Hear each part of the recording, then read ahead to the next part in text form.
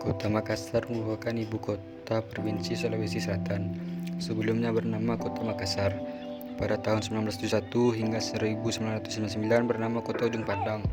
Makassar merupakan kota metropolitan terbesar di kawasan Indonesia Timur. Pada zaman Republik Indonesia Serikat, Makassar pernah menjadi ibu kota negara Indonesia Timur dan Provinsi Sulawesi. Makassar terletak pada bagian selatan Pulau Sulawesi. Dari sebelah utara dan timur berbatasan dengan Kabupaten Maros. Dari sebelah selatan berbatasan dengan Kabupaten Goa, dan dari selatan barat berbatasan dengan Selat Makassar. Luas kota Makassar tercatat 1.775 km. Kota Makassar memiliki iklim sedang hingga tropis yang memiliki kisaran suhu 26 Celcius hingga 29 Celcius. Makassar adalah salah satu dari 4 pusat pertumbuhan utama Indonesia bersama dengan Surabaya, Medan, Jakarta. Jumlah penduduk kota terbesar 1,5 juta jiwa. Kota Makassar juga berada pada urutan kelima kota terbesar setelah Jakarta, Surabaya, Bandung, dan Medan.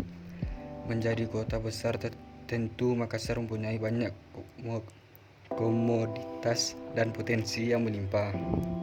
Potensi utama Makassar adalah ibu kota Sulawesi Selatan sebagai pintu gerbang wilayah Indonesia Timur. Sebutan gerbang Indonesia Timur adalah sebutan yang tepat mengingat wilayah Makassar terdapat banyak sekali pusat kegiatan ekonomi dan industri. Provinsi Sulawesi Selatan adalah salah satu lumbung padi nasional yang berada pada Indonesia Timur.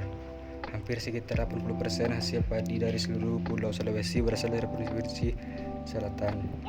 Makassar juga merupakan tempat yang penting bagi kegiatan ekspor dan impor, mengingat pelabuhan Samudra Makassar dan Bandara Hasanuddin adalah tempat transit bagi lalu lintas perdagangan untuk wilayah Indonesia Timur, sekaligus bisa menghubungkan provinsi ini dengan kota-kota ke seluruh Indonesia hingga luar negeri. Besarnya potensi keanekaragaman hayati ekosistem di wilayah pesisir, laut, dan pulau-pulau kecil perlu mendapat perhatian serius dari pemerintah kota. Masyarakat yang bermukim di wilayah pesisir dan pulau-pulau kecil sebenarnya tidak tertinggal. Mereka hidup dikelilingi sumber daya alam yang sangat melimpah. Namun, selama ini tidak mendapat ruang keterlibatan dan partisipasi yang lebih. Tidak melibatkannya, mereka hanya dalam menyusun kebijakan pengolahan wilayah pesisir, laut, dan pulau-pulau kecil yang melibatkan pola pemanfaatan sumber daya alam yang ada di sekitar mereka dieksploitasi tanpa batas. Masyarakat pesisir dan pulau-pulau kecil selalu dijadikan sebagai objek penyebab kerusakan ekosistem laut. Padahal bisa jadi mereka melakukan aktivitas pemanfaatan yang tidak terkendali karena tidak tersedianya banyak pilihan.